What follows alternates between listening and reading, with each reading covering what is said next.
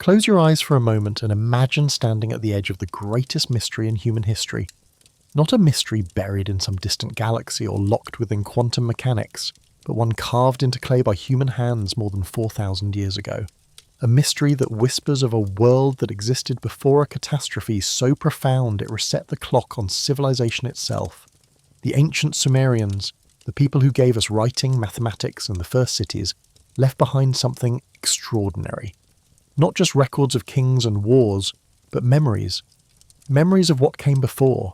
Memories inscribed with such precision and care that they demand we ask ourselves a question that most of us have never seriously considered. What if everything we thought we knew about the timeline of human civilization is incomplete? What if there was something before? Before we dive deeper, ignite that like button and prepare for the revelations to come. Tell me in the comments where you are listening from, what time it is there. And as always with our videos, the visuals are here to add context, but they aren't necessary to follow along. Thank you for always having our back. Prepare yourself and let's dive in. There is a document that exists in multiple copies scattered across museums from Oxford to Istanbul, from Philadelphia to Baghdad. It's written in wedge-shaped characters pressed into clay tablets nearly 4 millennia ago. The document is called the Sumerian King List, and it does something that should be impossible. It records the names of rulers, the cities they governed, and the lengths of their reigns stretching back not just hundreds of years, not just thousands of years, but hundreds of thousands of years into a past so distant it defies our understanding of human civilization itself. The list begins with a statement that is both simple and staggering. After the kingship descended from heaven, the kingship was in Eridu. Not emerged, not evolved, not discovered or invented, descended. As if kingship, as if civilization itself, was not a human creation but a gift, a transmission, something that came from somewhere else and was placed deliberately into human hands at a specific location at a specific moment in the deep past.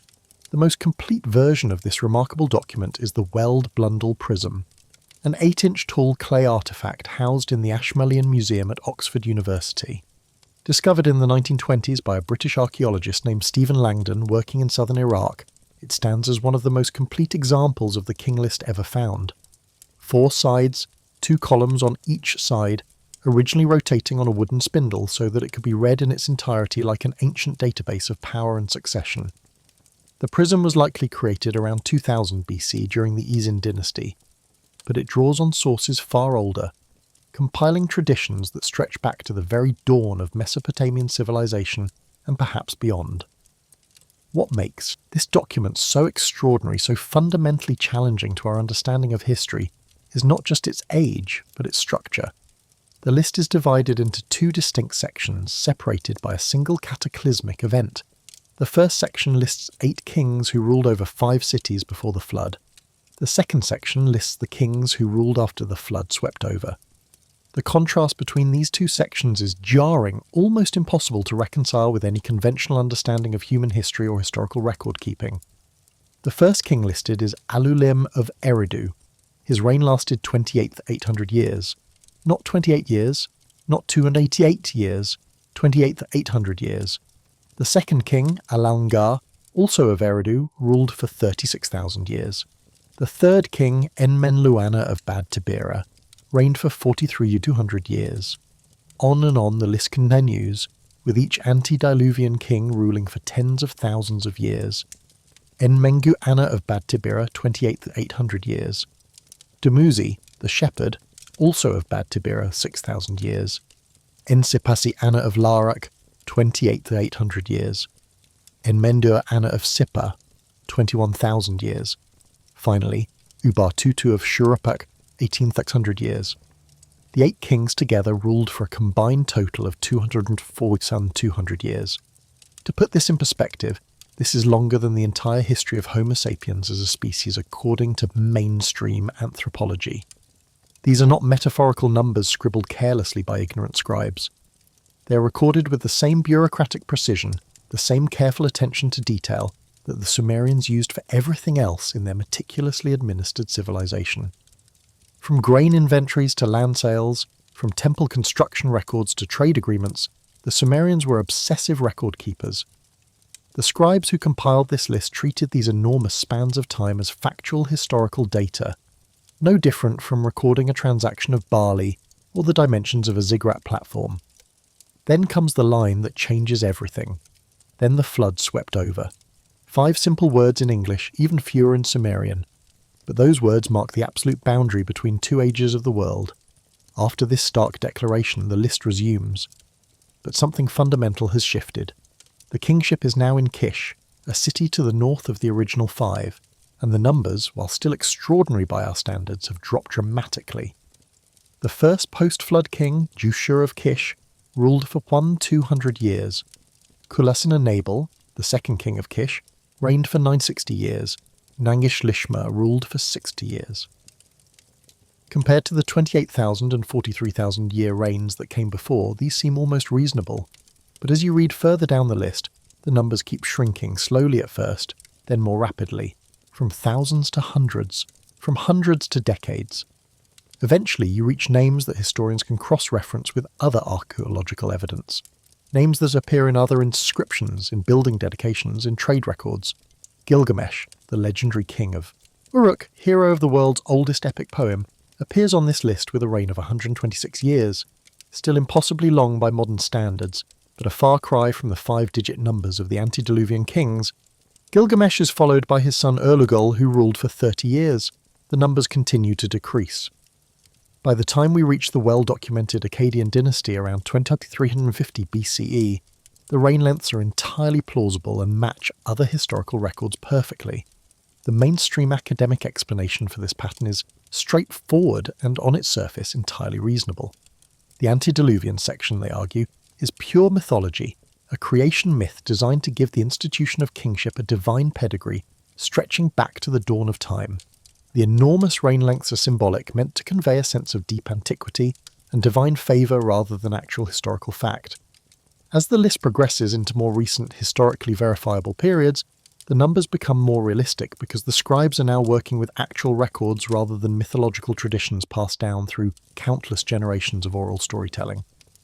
This is the explanation you will find in every academic textbook, every university lecture, every peer-reviewed journal article on the subject. And it is, to be clear, a perfectly reasonable interpretation based on what we think we know about the development of human civilization. But this explanation, while academically sound and widely accepted, leaves something profound and troubling unresolved, something that gnaws at the edges of our comfortable assumptions. Why would the Sumerians, who were such meticulous record keepers in every other aspect of their civilization, suddenly abandon that precision when it came to their most important document, the royal succession itself, the very foundation of political legitimacy? The Sumerians didn't just invent writing. They created it specifically, deliberately, for the purpose of keeping accurate records. The earliest examples of Sumerian writing, dating to around 3200 BCE, are not religious texts or epic poems.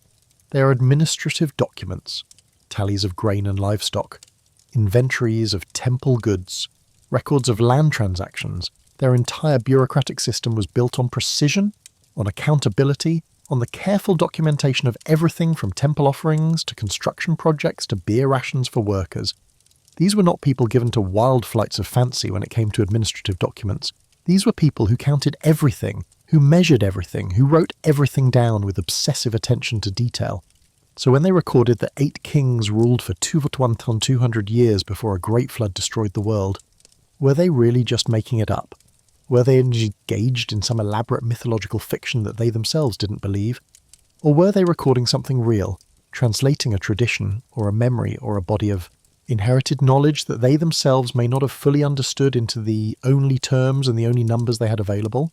This question becomes even more intriguing when we consider that the Sumerian King List is not an isolated document. It exists within a rich context of Mesopotamian flood mythology that includes some of the oldest and most detailed flood narratives ever written. The Epic of Gilgamesh, the Atrahasis epic, and the Eridu Genesis all tell versions of the same story. A world that became too loud, too crowded, too troublesome for the gods, a divine decision to destroy humanity with a catastrophic flood.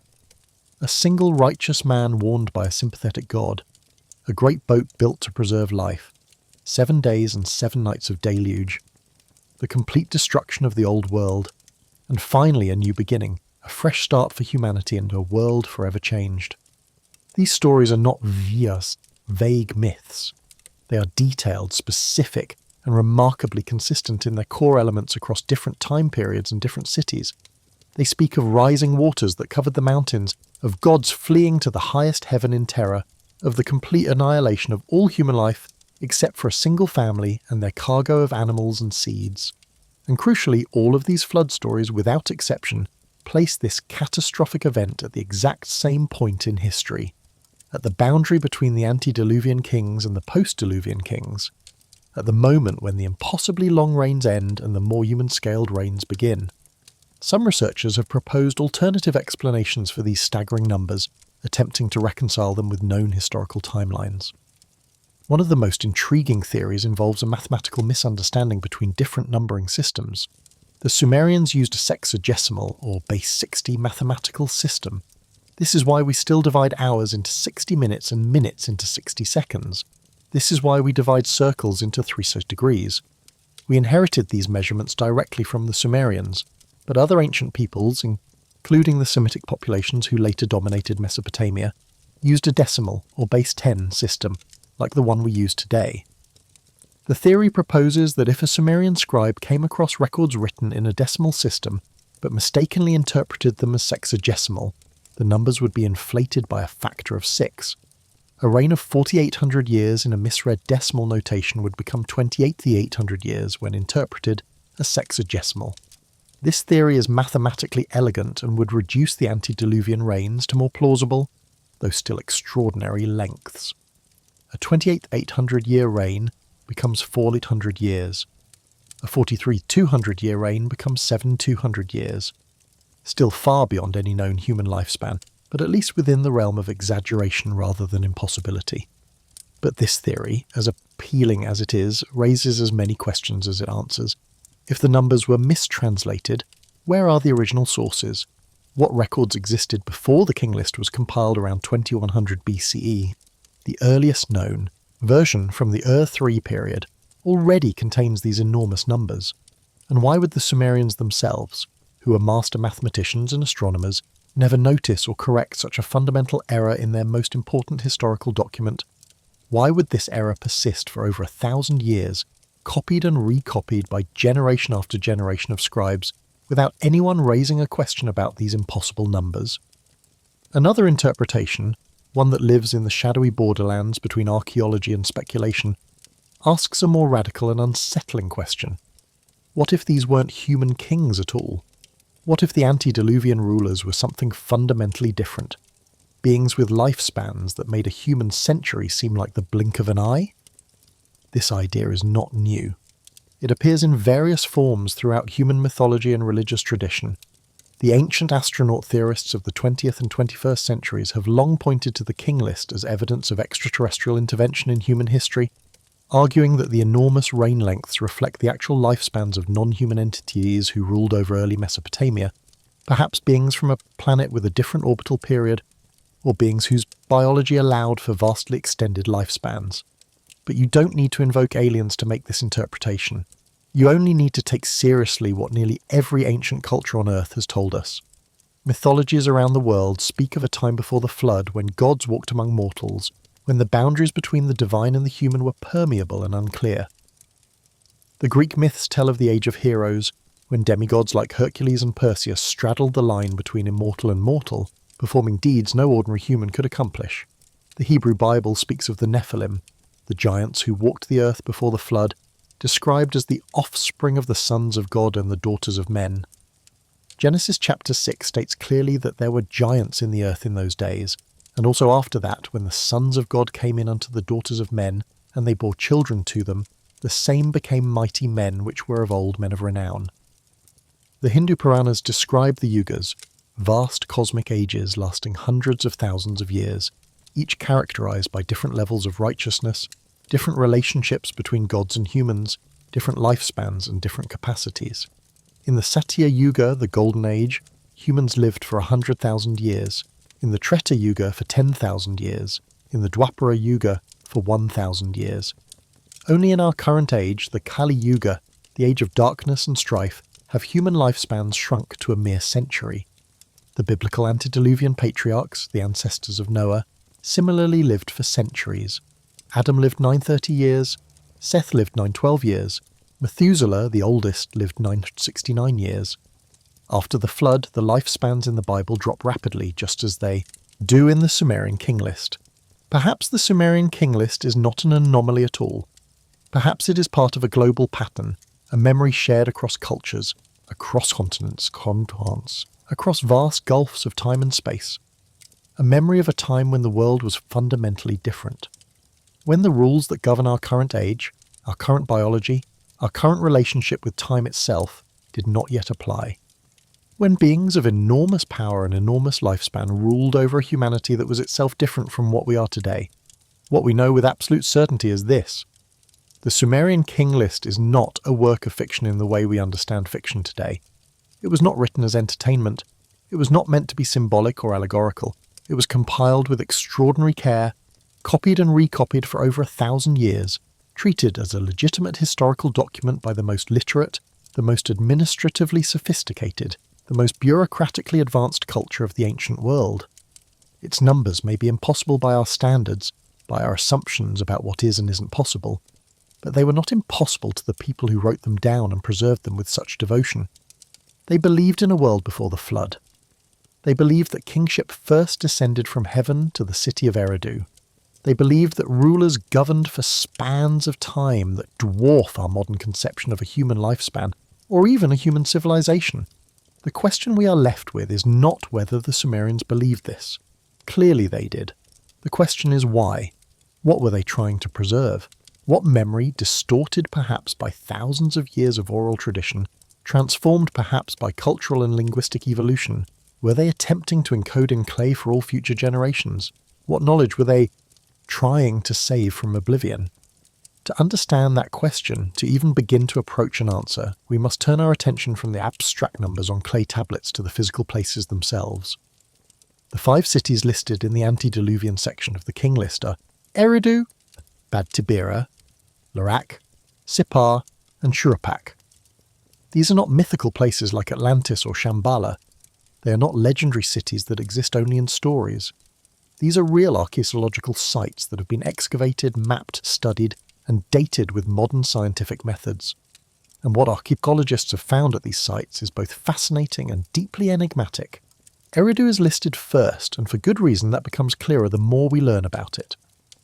Ancient Mesopotamian tradition, not just in one text but consistently across hundreds of documents spanning thousands of years, held that Eridu was the very first city, the place where civilization began, the point where humanity transitioned from wandering hunter-gatherers to settled urban dwellers living in permanent structures under organised rule. The opening line of the King List makes this explicit and unambiguous. After the kingship descended from heaven, the kingship was in Eridu. Modern archaeology has not disproven this claim. In fact, in many ways it has confirmed it. Eridu is indeed one of the oldest urban settlements in Mesopotamia, and quite possibly the oldest. Located about 12 kilometers southwest of the ancient city of Ur, in what is now the southern Iraqi province of Dikar, near the modern city of Basra, Eridu was a settlement of extraordinary antiquity and profound religious significance. Excavations at Eridu, known today as Tel Abu Shahrain, began in earnest in 1946 under the direction of Iraqi archaeologist Fuad Safar and British archaeologist Seton Lloyd.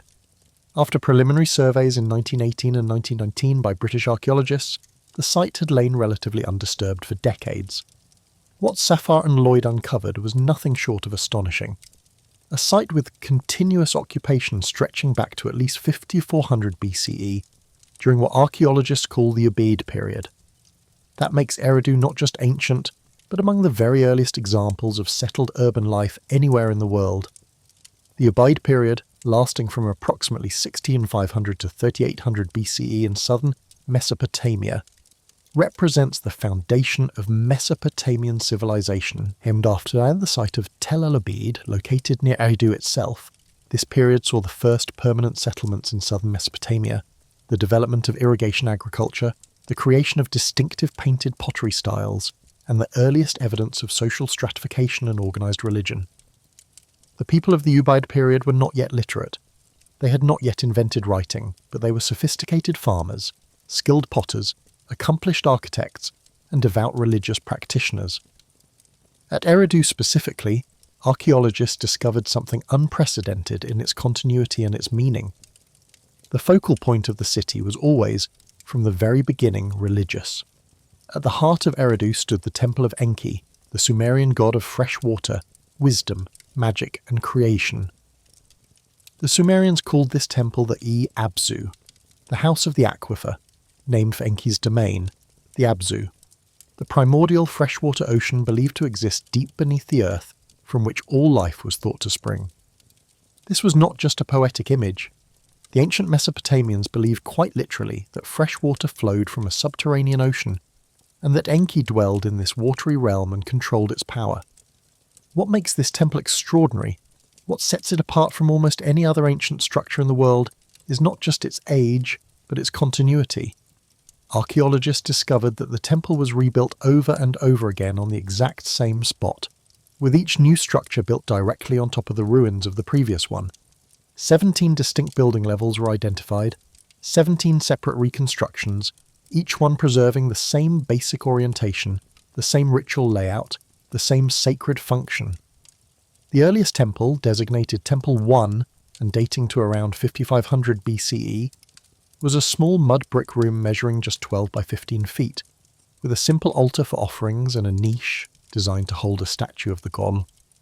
The walls were plain, the floor was packed earth, but it was already positioned with careful attention to orientation and already following a ritual pattern that would persist for millennia. By the time of Temple 7, around 4500 BCE, the structure had grown significantly. It now had multiple rooms, a central cult chamber, offering tables and more elaborate niches. By Temple 12, around 4000 BCE, during what archaeologists call the Uruk period, the temple complex had become a substantial building with painted walls and decorated friezes. And by the time of the Ur III dynasty, around 2100 BCE, this humble shrine had been transformed into a massive ziggurat, a stepped pyramid towering over the flat Mesopotamian plain, visible for miles in every direction, a mountain made by human hands reaching toward the heavens. The temple at Eridu is recognized by archaeologists as the oldest known temple structure in all of Mesopotamian architectural and religious history. It represents a religious tradition that endured for over 3 millennia, constantly rebuilding and expanding on the same sacred ground without interruption. The consistency of this tradition is remarkable, perhaps unprecedented. It suggests that Eridu was not just the first city politically, but the first city spiritually, the first place where humanity systematically and architecturally honoured the divine, where the boundary between the human world and the sacred realm was first given physical form in brick and mortar. Fish bones and ash found scattered around the altars in multiple temple levels suggest that Enki's favourite offering was freshwater fish, entirely fitting for a god of the waters, but the symbolism goes even deeper. Eridu was located in the southern marshes of the Euphrates River, a liminal space where land and water merged and mingled, where the solid earth gave way to reeds and wetlands and eventually to the life-giving waters themselves. It was the perfect location, perhaps the only appropriate location for a temple to Enki, the god who mediated between the primordial chaos of the waters and the ordered, structured world of human civilization. But Eridu's role in Sumerian mythology and historical memory goes far beyond simply being the first city. It is also central, absolutely central, to the flood story itself. In the Sumerian flood myth, preserved in a damaged but readable tablet known as the Eridu Genesis, it is Enki, the god of Eridu, who warns the flood hero Ziusudra of the coming catastrophe and saves humanity from complete annihilation. The text is fragmentary, preserved on a single tablet, excavated at the ancient city of Nippur in the early 20th century by an expedition from the University of Pennsylvania, but enough survives to reconstruct the basic narrative and its profound implications. The story begins with the creation of humanity and the establishment of the first 5 cities. Eridu, Bad Tibera, Larak, Sippar, and Shuruppak, the same 5 cities listed in the King List. Kingship is established. The divine laws and arts of civilization are given to humanity. Cities flourish, the human population grows and multiplies. But then something goes wrong. The text is damaged at this crucial point, but later, Akkadian versions of the story, such as the Atrahasis epic, fill in the gap. Humanity becomes too numerous, too noisy, too troublesome.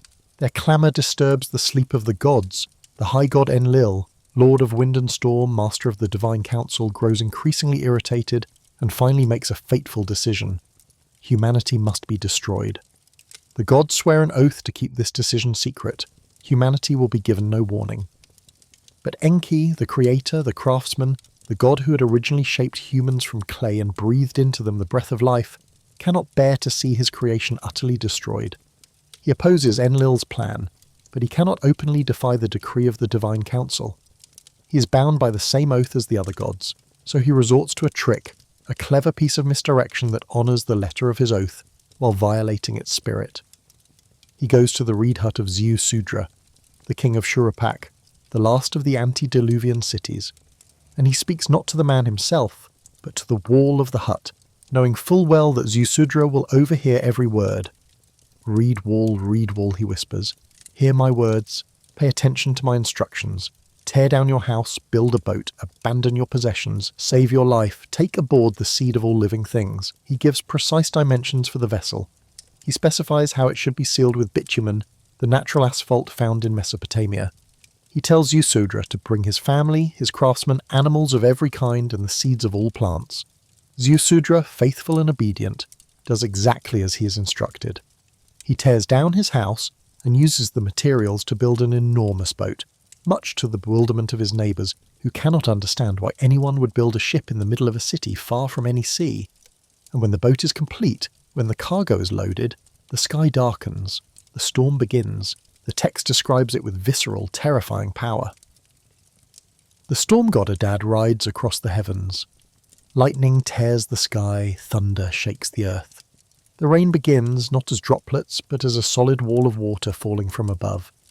The rivers overflow, the canals break their banks, the marshes rise, the sea advances. For 6 days and 7 nights. The deluge rages without pause. The text tells us that even the gods were terrified.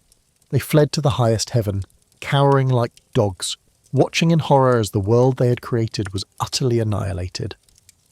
When the storm finally exhausts itself, Ziusudra looks out from his boat onto a landscape transformed beyond recognition. Where there had been cities and fields and groves of palm trees, there is now only an endless expanse of water. The earth, the text says, had turned to clay. All of humanity except for those on the boat had perished. The boat eventually comes to rest on a mountain. Ziusudra sends out a dove, but it returns finding no place to land.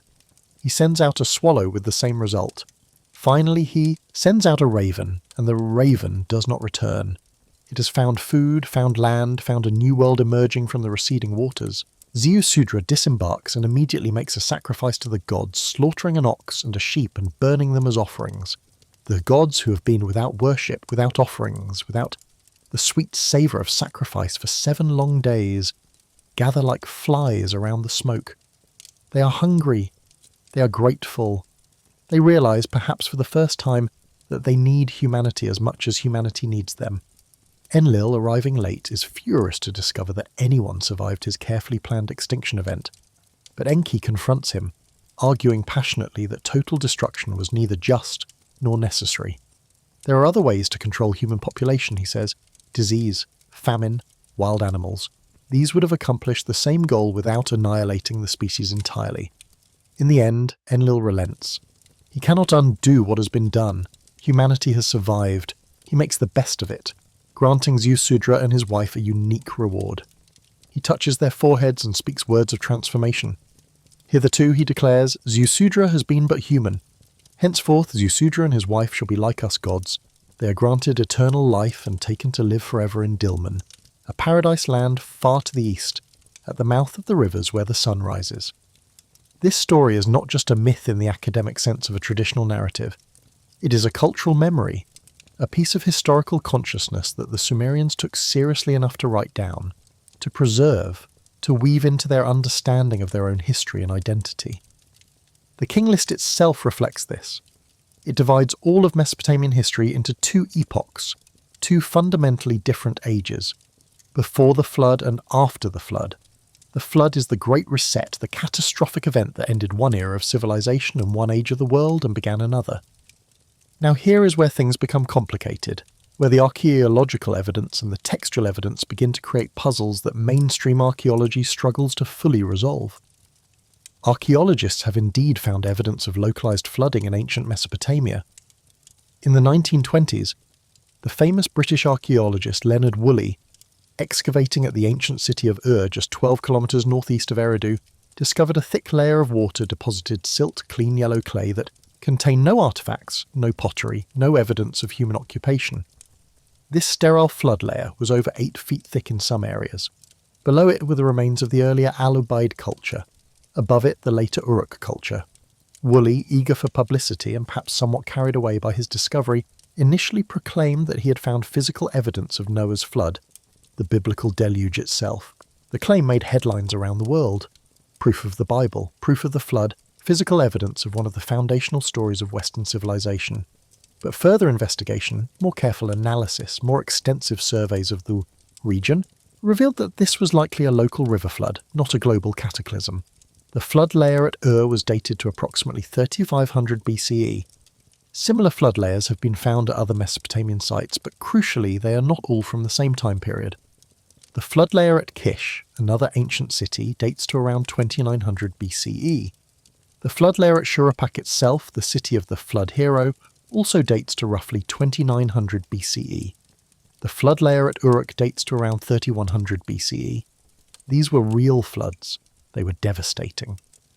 In a flat alluvial plain like southern Mesopotamia, crisscrossed by the unpredictable Tigris and Euphrates rivers and their countless tributaries, catastrophic floods would have been a recurring nightmare for the people who lived there, capable of wiping out entire cities, destroying crops, killing thousands, leaving only mud and ruin in their wake.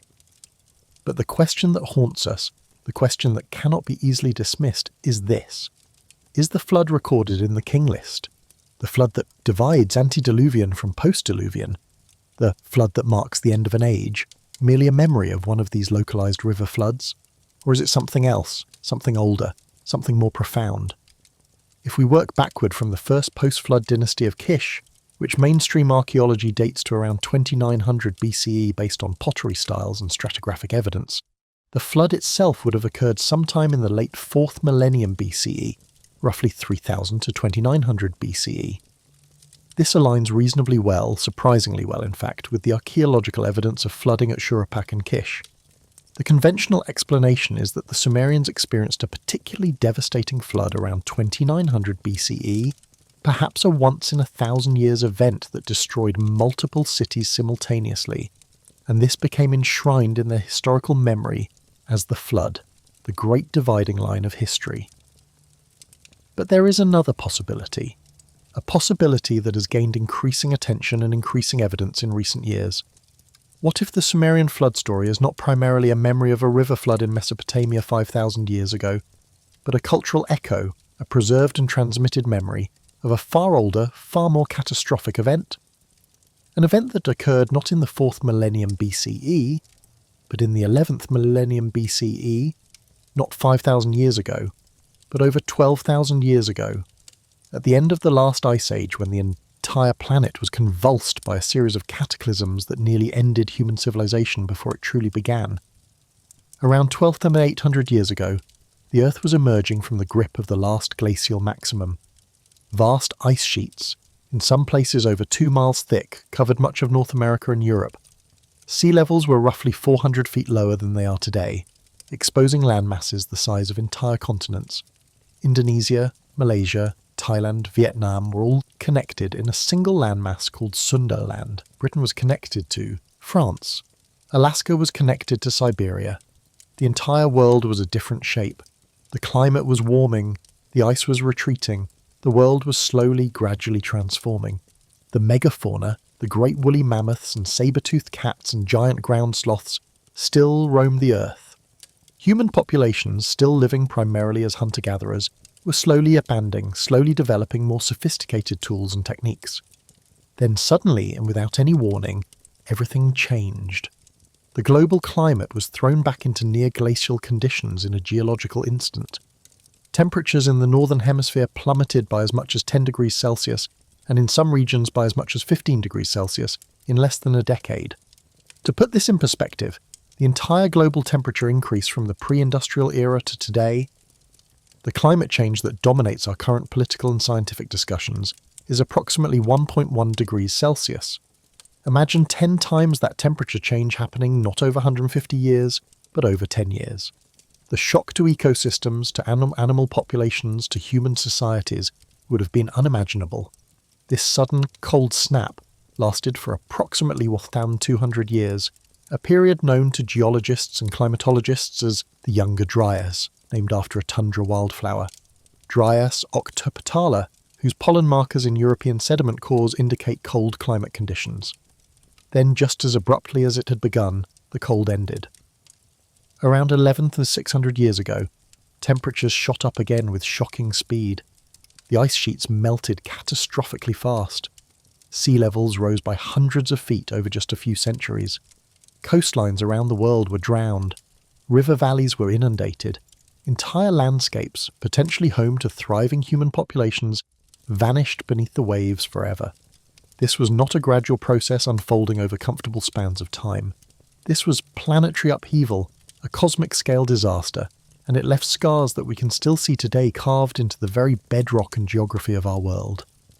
The cause of the Younger Dryas has been debated for decades within the scientific community. The mainstream explanation, the one you will find in most geology textbooks, has long been that a massive influx of glacial meltwater into the North Atlantic disrupted the ocean's thermohaline circulation, the great conveyor belt of warm and cold currents that regulates global climate. When this circulation shut down or significantly slowed, the northern hemisphere was plunged back into ice age conditions. This theory has merit. It is supported by oceanographic data, but it has significant problems. It doesn't fully explain the speed and severity of the temperature drop. It doesn't account for the evidence of massive wildfires at the Younger Dryas boundary. And it doesn't explain the sudden extinction of numerous species of megafauna that had survived countless climate fluctuations over hundreds of thousands of years. In 2007, a group of scientists led by physicist Richard Firestone published a paper in the prestigious Proceedings of the National Academy of Sciences, proposing a radical alternative. The Younger Dryas impact hypothesis.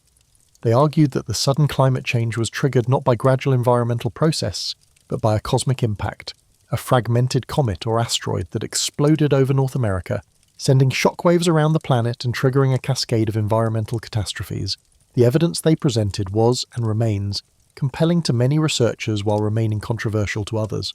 At dozens of archaeological sites across North America, Europe, and the Middle East, at the boundary layer dating to exactly 12,800 years ago, researchers found a strange and consistent cocktail of materials that are extraordinarily difficult to explain through normal terrestrial processes.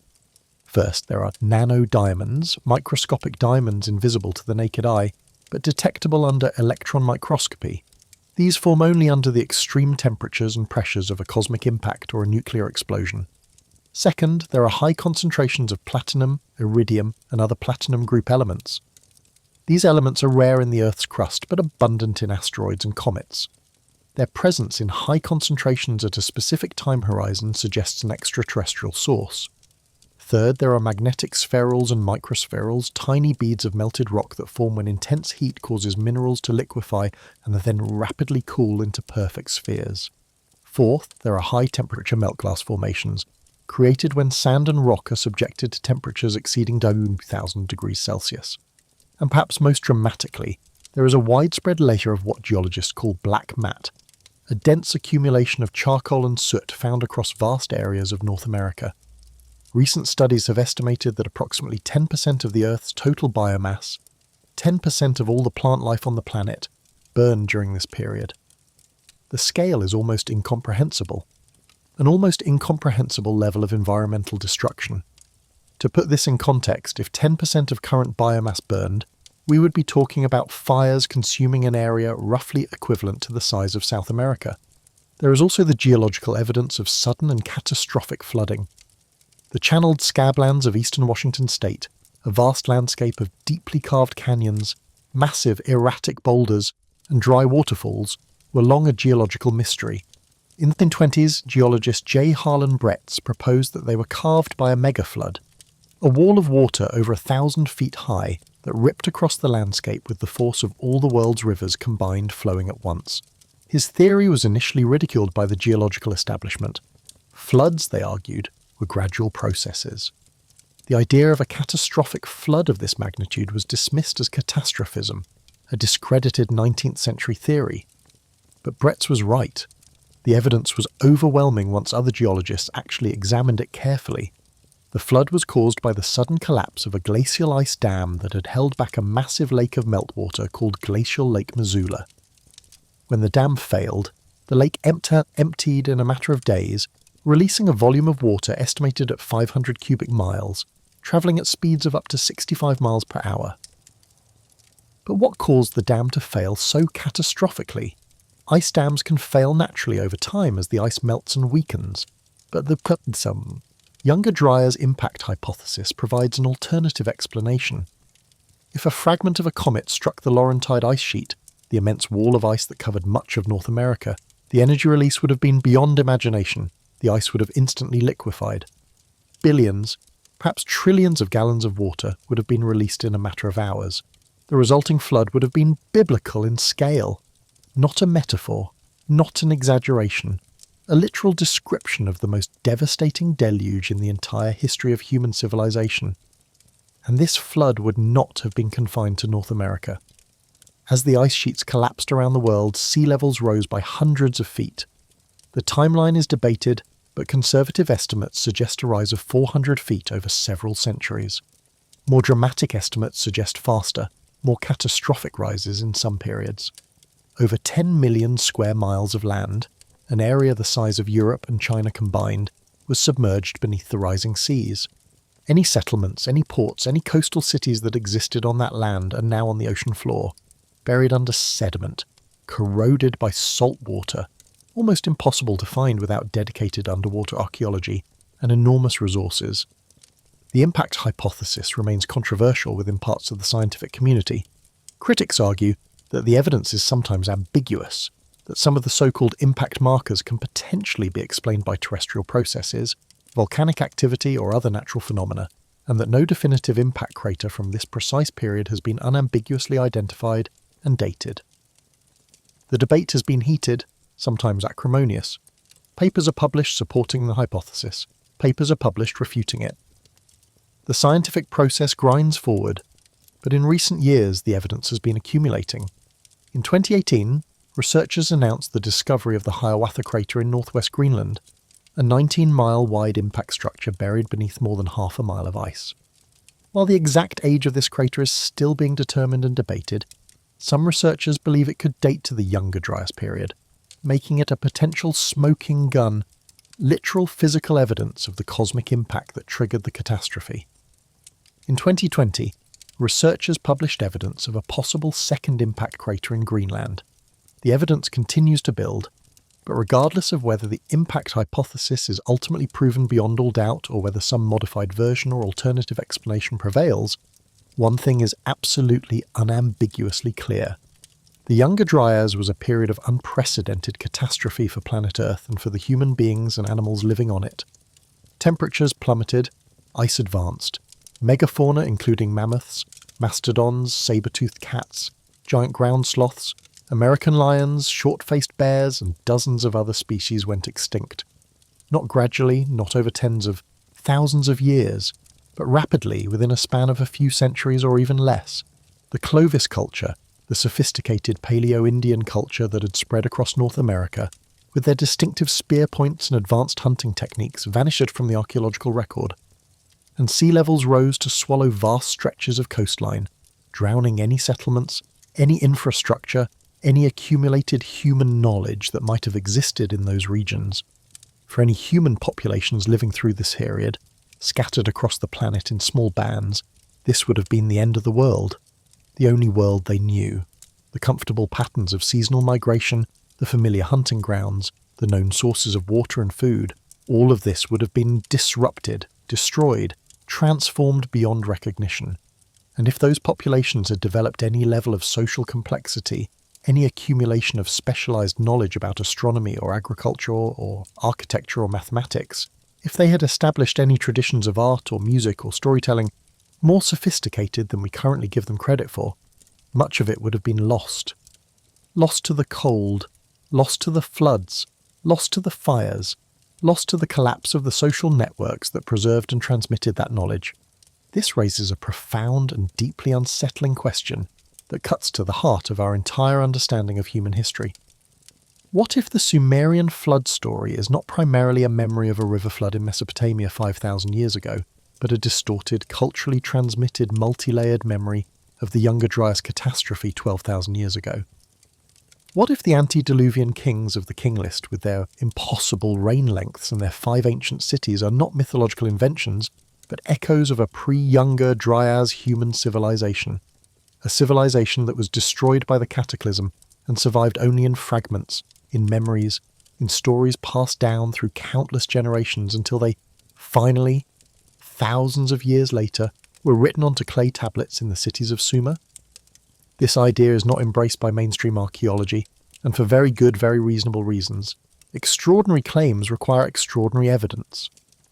The absence of evidence is not evidence of absence, but it is still absence. The burden of proof lies with those proposing the existence of an Ice Age civilization, not with those who maintain the conventional timeline, and that burden has not yet been met to the satisfaction of the mainstream academic community. But the idea is not without evidence. It is not pure speculation. It is not fantasy. There are threads, tantalizing threads that suggest the possibility deserves serious consideration. In southeastern Turkey, atop a windswept limestone plateau, stands what may be the single most important archaeological discovery of the late 20th century. A discovery that has forced archaeologists to reconsider long-held assumptions about the development of human civilization, the relationship between religion and settlement, and the capabilities of so-called primitive hunter-gatherers. The site is called Göbekli Tepe, Turkish for Potbelly Hill, and from above, before excavation, it looked like little more than a natural rise in the landscape. But beneath that unassuming mound lay something that should not exist according to everything we thought we knew about history. Göbekli Tepe is a massive complex of circular stone structures, each one built from enormous T-shaped limestone pillars, some standing over 16 feet tall and weighing as much as 20 tons. The pillars are not rough-hewn or crudely shaped. They are carefully carved, covered with intricate reliefs of animals, including foxes, lions, scorpions, vultures, snakes, boars, gazelles, and strange abstract symbols whose meanings remain mysterious. The site covers approximately 22 acres. Archaeologists using ground-penetrating radar estimate that less than 5% of the total site has been excavated. What has been uncovered so far includes at least 20 distinct circular enclosures, each one built, used for a period of time, and then deliberately, carefully buried under tons of rubble before the next one was constructed. The structures were not built all at once by a single generation.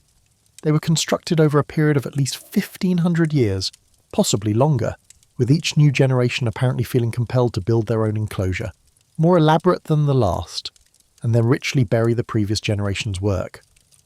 But the most astonishing thing about Göbekli Tepe, the fact that has made it world famous and sparked fierce debates and inspired countless documentaries and books, is not its size or its artistry. It is its age, radiocarbon dating of organic material, specifically charcoal and bone embedded in the mortar of the walls and found in the deliberately backfilled layers, has consistently and repeatedly dated the site to between 9600 and 8000 BCE. Let those dates sink in for a moment. 9600 BCE. That is 11,600 years ago. The construction of Göbekli Tepe began at the very end of the Younger Dryas period and continued into the early Holocene. To put this in perspective, Göbekli Tepe is older than pottery. The invention of fired clay vessels doesn't appear in this region until around 7000 BCE.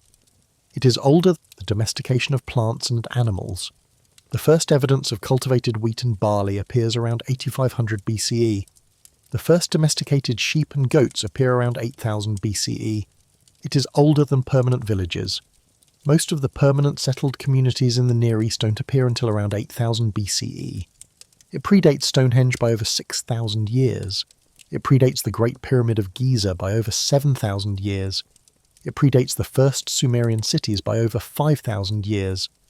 According to everything we thought we knew about the development of human civilization, according to the standard narrative taught in every university and every textbook, Göbekli Tepe should not exist. The conventional narrative of human history, the story we tell ourselves about how we got from there to here, goes like this. For hundreds of thousands of years, humans lived as nomadic hunter-gatherers. They moved with the seasons. They followed game animals and gathered wild plants. Their lives were difficult, precarious, marked by high infant mortality and low life expectancy. They lived in small bands, rarely more than a few dozen people, connected by kinship and shared survival needs. They had language, they had culture, they had art and music and storytelling, but they did not have civilization in the sense that we understand it. They did not build permanent structures. They did not create complex hierarchies. They did not develop specialized technologies beyond basic tools and weapons. Then, around 10,000 years ago, in a region stretching from the Mediterranean coast through Syria and Iraq and down into the Persian Gulf, something changed. The climate stabilized after the end of the Younger Dryas. Wild grains became more abundant and reliable. People began to experiment with deliberately planting seeds, with staying in one place long enough to harvest what they had planted. This was the Neolithic Revolution, one of the most important transformations in human history. Agriculture led to food surpluses. Food surpluses allowed populations to grow. Larger populations required more organisation, more coordination, more social complexity. Villages formed. Villages grew into towns. Towns grew into cities. With cities came all the things we associate with civilization. Specialized labour, social hierarchies, organised religion, monumental architecture, writing, mathematics, art, music, the whole package. The sequence was clear. Agriculture came first, settlement came second, complexity came third. It made perfect sense. It was logical. It was supported by archaeological evidence from dozens of sites. And then in 1994, a German archaeologist named Klaus Schmidt decided to take another look at a site in southeastern Turkey that had been briefly surveyed in the 1960s and dismissed as a medieval cemetery. What Schmidt found beneath that hill shattered the conventional sequence. Göbekli Tepe is monumental architecture built by people who had not yet developed agriculture. They were hunter-gatherers. The evidence is overwhelming and unambiguous. The tens of thousands of animal bones found at Göbekli Tepe, over 100,000 identified bone fragments, are almost entirely from wild gazelles, hunted, not herded. The wild gazelles were butchered on site during what must have been massive communal feasts. There is no evidence of domesticated plants at the site, no granaries, no agricultural tools, no permanent dwellings.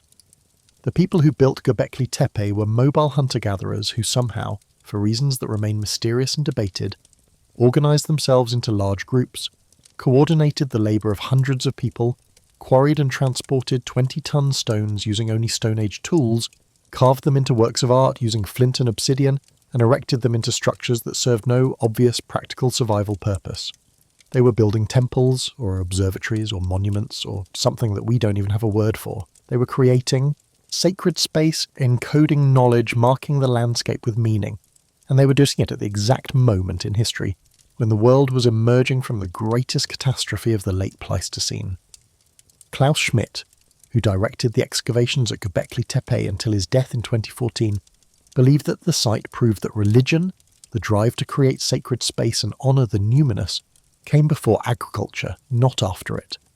He proposed that the need to gather periodically at Göbekli Tepe for rituals and feasts, the need to feed the workers who carved and erected the pillars, the need to coordinate and organise on an unprecedented scale, these social and ritual needs drove the development of agriculture. People didn't settle down and then build temples. They built temples and then, to support the temple building, they settled down and learned to farm. This interpretation has been challenged and modified. Some archaeologists now argue that Göbekli Tepe may have served multiple functions, that it was not purely a ritual site but also had domestic and practical elements, that people may have lived there seasonally or even permanently. Recent excavations have uncovered what appear to be domestic structures and elaborate water collection systems. But regardless of how we categorise it, one fact remains utterly undeniable and completely revolutionary. The people who built Göbekli Tepe possessed a level of social organisation, a level of artistic sophistication, a level of architectural and engineering skill that we did not think was possible for hunter-gatherers living 11,000 years ago. They were doing things that, according to our models, our theories, our fundamental assumptions about human development, they should not have been capable of doing. They were creating something that required long-term planning, specialised knowledge, accumulated wisdom, and the ability to transmit that knowledge and wisdom across generations. And they were doing it right at the end of the Younger Dryas, right at the moment when the Great Cataclysm was ending and the world was being reborn. Is this timing a coincidence, a statistical fluke, or is there a causal connection between the catastrophe and the sudden appearance of monumental architecture and complex social organisation? Some researchers, including writer and researcher Graham Hancock and geologist Robert Schoch, have proposed a controversial but increasingly influential hypothesis. What if Göbekli Tepe was not the beginning of something entirely new, not the first fumbling steps towards civilization, but the remnant of something old? What if the knowledge and skills required to build it, the understanding of stoneworking and astronomy and geometry and social organisation, were not invented by the hunter-gatherers of the 10th millennium BCE, but inherited from an earlier, more advanced culture that had been destroyed by the Younger Dryas catastrophe? This idea, which has come to be called the lost civilization hypothesis, or the Atlantis hypothesis, though it has little to do with Plato's specific story, posits that a sophisticated human society existed during the Ice Age, that it developed advanced knowledge of astronomy, advanced understanding of engineering and architecture, possibly even early forms of agriculture and animal domestication, that it flourished on the now submerged coastlines where resources were abundant and the climate was relatively moderate, and that it was almost entirely wiped out by the Younger Dryas cataclysm, the cosmic impact or impacts, the fires, the floods, the temperature collapse, the sea level rise, the survivors, scattered and traumatized, carrying only fragments of their former knowledge, migrated to safer inland locations. In some places, like southeastern Turkey, they used this inherited knowledge to build structures like Göbekli Tepe, encoding their astronomical and cosmological understanding into stone. In other places, the knowledge was preserved primarily in myths, in stories, in oral traditions of a golden age that was lost, of gods who taught humanity the arts of civilization, of a great flood that destroyed the world and forced a new beginning. This hypothesis is speculative.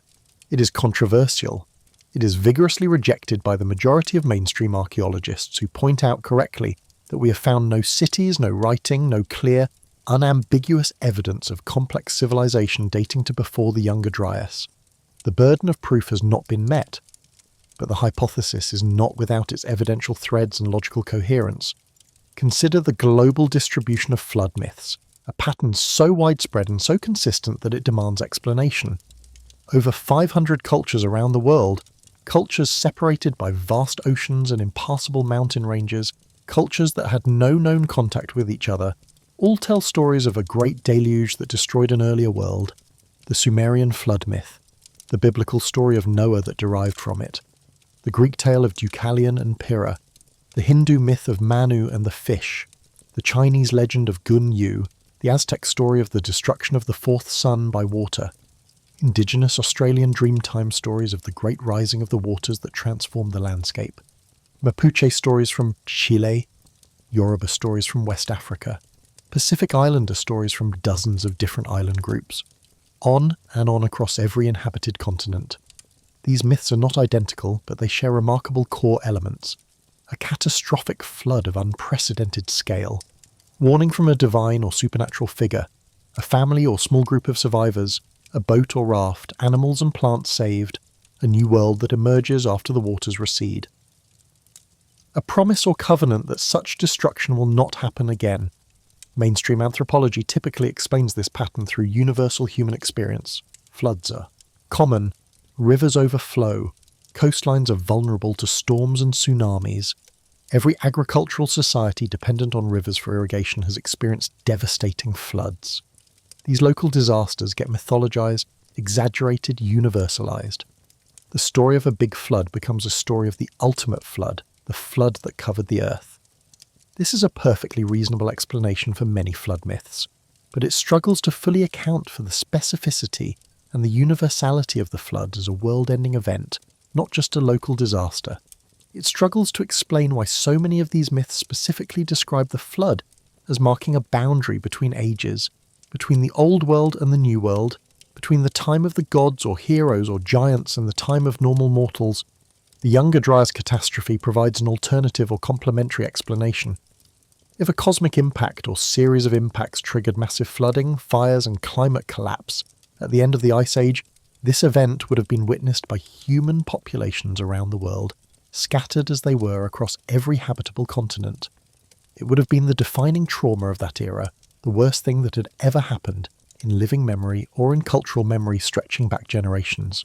It would have been seared into collective consciousness and passed down through oral tradition for thousands of years, transmitted from parents to children, from elders to initiates, embedded in songs and chants and ritual performances, until it eventually, in some cultures, was written down and thus preserved permanently.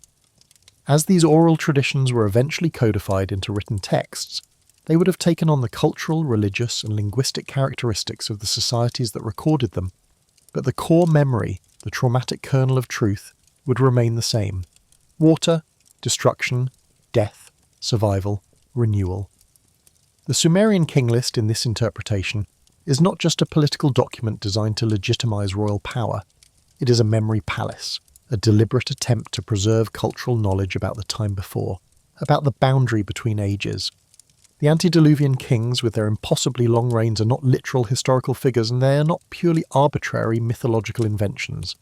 They are symbolic representations of a lost epoch, a way of encoding in numbers the idea that before the flood, the world was different. Time itself worked differently. The relationship between humans and the divine was different. The very fabric of reality operated under different rules. If we accept even the possibility of this interpretation, even as a hypothesis worth exploring rather than dismissing out of hand, then the 5 antediluvian cities listed in the King List take on new significance and new meaning.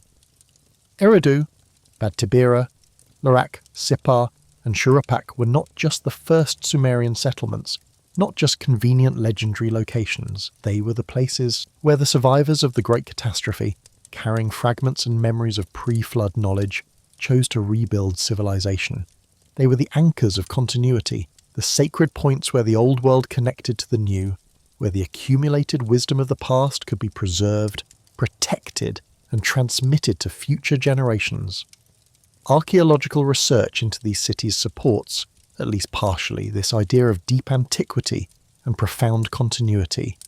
Eridu, as we have discussed extensively, shows continuous occupation from 5400 BCE onward, with a religious tradition focused on the Temple of Enki that lasted for over 3,000 years without interruption. The religious continuity is extraordinary.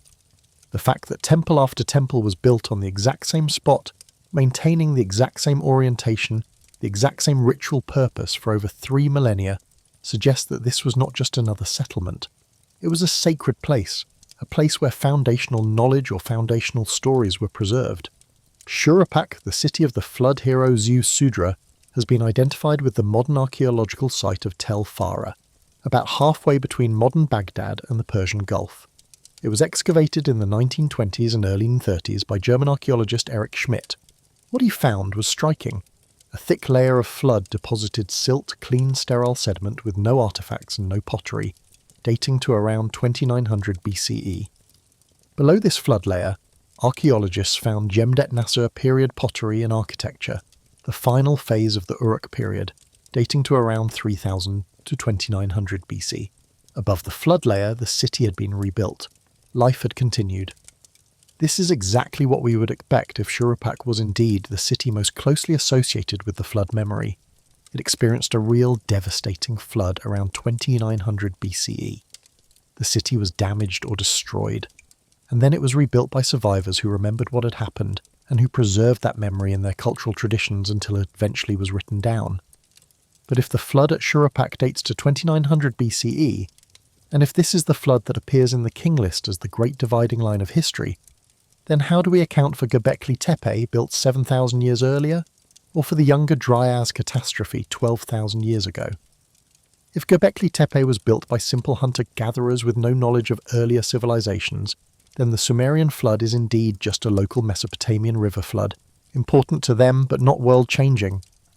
But if Göbekli Tepe was built by people who possessed inherited knowledge from a pre-Younger Dryas culture, if the astronomical alignments that some researchers claim to see encoded in the pillars and the precise orientations of the structures are real, if the site is actually preserving and transmitting knowledge about cosmic catastrophe and the need to watch the skies for future threats, then we are dealing with 2 different, Floods, two different layers of memory and meaning. The first flood, the Great Flood, the World Flood, the Younger Dryas catastrophe 12,000 years ago. The flood that destroyed whatever level of human civilization existed during the Ice Age. The flood that is preserved in the deep mythological substrate of cultures all around the world. And the second flood, a later, more localized but still devastating flood in Mesopotamia around 2900 BCE. The flood that the Sumerians experienced directly, that destroyed Shuruppak and other cities, that left physical evidence in the archaeological record. Over time, over thousands of years of oral transmission and cultural evolution, these two flood traditions merged and conflated. The Sumerians inherited ancient flood stories from the Ubaid people who came before them. The Ubaid people may have inherited even older flood stories from whatever populations preceded them in Mesopotamia or migrated into the region from elsewhere. These ancient stories told of a much older, much greater deluge, a flood that changed everything, that marked the boundary between a different kind of world and our current world. But the Sumerians also had their own direct experience of catastrophic flooding around 2900 BCE. They witnessed cities destroyed by water. They saw the fertile fields turn to mud. They experienced the terror of rising water and collapsing structures. When they finally developed writing around 3200 BCE and began to systematically record their history and their traditions, these two flood memories, the ancient inherited memory and the recent direct experience, naturally combined into a single composite narrative. The result is what we see in the texts. A flood so vast, so absolute, so final, that it marks the boundary between two fundamentally different ages. A flood that killed everyone except a single family. A flood that forced even the gods to flee to the highest heaven in terror. A flood that destroyed everything and required the world to begin again from scratch. This is not the description of a river overflowing its banks, even a catastrophic river flood. This is the description of a world-ending cataclysm, an event so traumatic that it can only be expressed in cosmic mythological language, because no ordinary language is adequate to the scale of the horror and the loss. When we look at the physical evidence, the geological and climatological evidence, the evidence preserved in ice cores and ocean sediments and lake valves and pollen records, the Younger Dryas stands out as exactly this kind of event. A period of rapid and severe climate change, massive species extinctions, continent-scale wildfires, catastrophic flooding from collapsing ice dams, sea level rise of hundreds of feet that drowned coastlines around the world, the transformation of the entire planetary environment in the span of just a few human generations. For any human societies living through this, regardless of their level of complexity or their technological sophistication, this would have been literally apocalyptic, the end of the world they knew, and if those societies had achieved anything beyond the most basic hunter-gatherer existence, if they had started to settle in permanent locations, if they had begun to accumulate knowledge about the stars or the seasons or the properties of plants, if they had developed early forms of art or architecture or social hierarchy, much of it would have been lost, not all of it.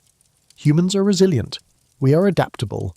We are survivors. Some knowledge would have been preserved. Some techniques would have been remembered. Some stories would have been passed down. But the social structures that supported and transmitted complex specialized knowledge would have collapsed. The population centers where master craftsmen taught apprentices would have been destroyed or abandoned. The astronomical observers who had spent lifetimes tracking the movements of the stars would have died, and their detailed observational data would have died with them if it was not yet written down. What would survive would be fragments, pieces of a once complete picture. And those fragments would have been carried by the survivors as they fled the catastrophe, as they migrated to safer regions, as they searched for new places to settle and rebuild. In some fortunate places, where conditions were right, where resources were adequate, where the survivors happened to include individuals who carried crucial knowledge, these fragments might have enabled the relatively rapid development of complex societies. This could explain the apparently sudden emergence of sophisticated agricultural techniques in multiple regions around the world within a few thousand years of the Younger Dryas. The mainstream explanation is climate change. The end of the Ice Age created more stable, predictable climates that made agriculture possible and attractive. This is true, but it may not be the complete explanation. What if agriculture was not invented independently in China and Mesopotamia and Mesoamerica and the Andes, but was remembered? What if the knowledge of plant domestication, the understanding that seeds can be deliberately planted and cultivated rather than just gathered wild, was part of the package of knowledge carried forward by survivors from before the catastrophe? This would explain the relatively rapid and widespread adoption of farming. It would explain some of the strange similarities in agricultural techniques across widely separated regions. It would explain why cultivated plants like wheat and barley and maize appear in the archaeological record in forms that are already significantly modified from their wild ancestors, as if the process of selection and cultivation had already been going on for some time before leaving traces in the archaeological record. Similarly, consider the sudden appearance of sophisticated astronomical knowledge in early civilizations. The builders of Göbekli Tepe clearly had an interest in the sky and in celestial cycles. Some researchers have argued that the site's pillars depict constellations and that the entire complex may have functioned as an observatory or a teaching tool for astronomical knowledge. These claims remain controversial, but they are not absurd. The ancient Egyptians possessed remarkably sophisticated knowledge of astronomy. They tracked the heliacal rising of the star Sirius, which signalled the annual flooding of the Nile. They understood the precession of the equinoxes, the slow 26,000-year wobble of Earth's axis that causes the position of the stars to gradually shift. This knowledge appears fully formed in the earliest Egyptian texts with no apparent period of gradual development. The Sumerians were accomplished astronomers and mathematicians. They divided the circle into 360 degrees. They used a base 60 number system that we still use for time and angles. They tracked the movements of the planets with impressive accuracy. They created mathematical models to predict lunar and solar eclipses. They mapped the stars into constellations and gave them names and mythological stories. Where did this knowledge come from? How did they acquire it? The mainstream answer is slow, gradual development through centuries of careful observation and record keeping.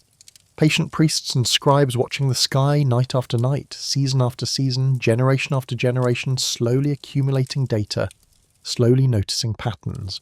But the archaeological record shows surprisingly little evidence of this gradual development. The knowledge seems to appear quite suddenly in the early Bronze Age, already sophisticated, already systematized, already embedded in mathematical frameworks and mythological narratives. If the lost civilization hypothesis is correct, this could be explained as inherited knowledge. Perhaps the pre-Younger Dryas civilization had spent thousands of years observing the heavens, mapping the stars, understanding the cycles of the sun and moon and planets, tracking the slow precession of the equinoxes. When they were destroyed, when their population centres collapsed and their social structures fell apart, fragments of this knowledge were preserved by survivors.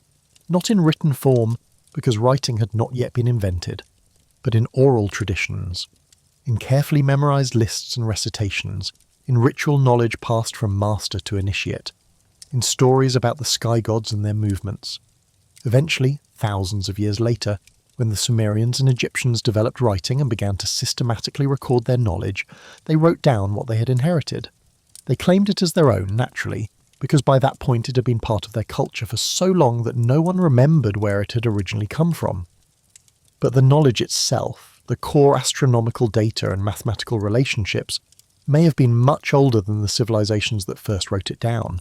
This is speculative, yes. It is a hypothesis that lacks the kind of definitive proof that would satisfy mainstream archaeology. There are no intact libraries from the Ice Age. There are no written astronomical records dating to 12,000 BCE.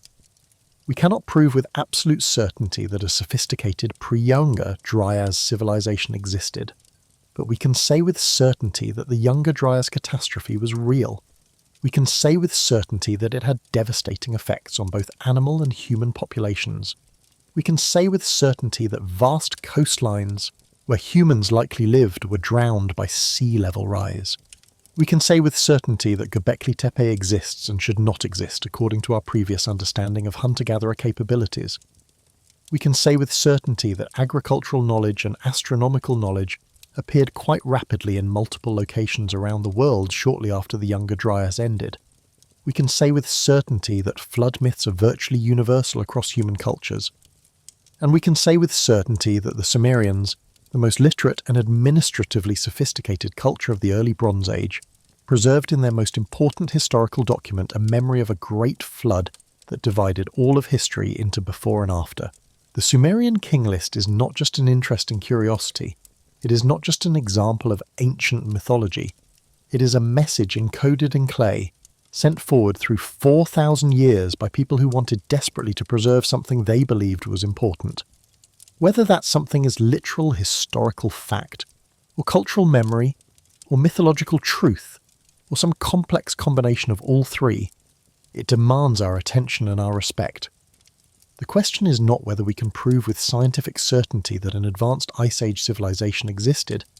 The question is whether we are willing to seriously consider the possibility, whether we are willing to look at the evidence, all of the evidence, with open minds and honest curiosity, whether we are willing to accept that the story we have been told about human history, while not necessarily wrong, may be incomplete. The flood swept over. That simple phrase, carved into clay 4,000 years ago by Sumerian scribes who believed they were recording history, carries within it the weight of an entire lost world. A world that may have been more complex, more sophisticated, more connected than we have imagined. A world that was destroyed by forces beyond anyone's control. A world that survived only in fragments, in memories, in stories told by firelight and eventually written onto clay tablets that have outlasted the civilization that created them. The Sumerians looked back at their own past and saw depths they could not fathom. Also, they saw ages they could not measure. They saw kings who ruled for tens of thousands of years. They saw a catastrophe that destroyed everything. They tried to preserve this knowledge. They succeeded. The tablets survived. The memory survived. Now, in the 21st century, equipped with technologies and scientific methods the Sumerians could never have imagined, we are finally in a position to ask the right questions, to search for evidence with our satellites and our sonar and our ice cores and our DNA analysis, to piece together what really happened at the end of the Ice Age when the climate convulsed and the waters rose and an entire world vanished beneath the waves. The answers we find may reshape our understanding of who we are and where we came from. If you found this journey into the depths of the past valuable, perhaps a gentle like and subscribe would help us continue exploring these ancient mysteries together. Let me know in the comments what aspect of this story intrigued you most. The impossible reign lengths of the antediluvian kings, the catastrophe of the Younger Dryas, the enigma of Göbekli Tepe, the question of whether a lost civilization might have existed before the flood. Your thoughts and questions help shape future explorations, and if you're hungry for more deep dives into the mysteries of our forgotten past, check out our other videos where we unravel the threads of ancient history. Until next time, remember, the past is not dead, it is not, even past. It lives on in us, in the stories we tell, in the mysteries we inherit, and in the questions we dare to ask.